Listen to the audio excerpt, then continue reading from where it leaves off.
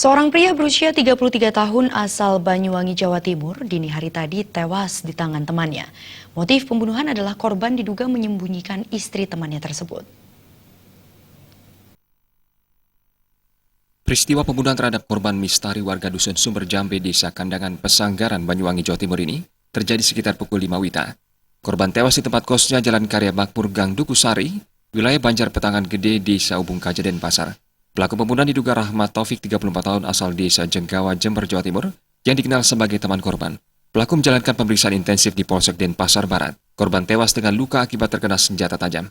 Kanit Reskrim Polsek Denpasar Barat, Aan Saputra, dalam keterangan mengatakan, kronologis kejadian berawal dari pelaku curiga terhadap korban yang menjalin hubungan dengan istrinya bernama Yudita selama 3 bulan. Pelaku menduga istrinya berada di Bali namun tidak diketahui alamatnya. Sekitar pukul 1 WITA, pelaku Rahmat Taufik datang ke Bali dan langsung menuju tempat kos korban.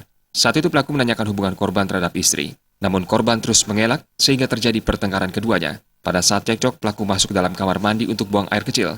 Sementara itu melihat korban mengambil sebilah pisau yang berada di dalam tas pelaku.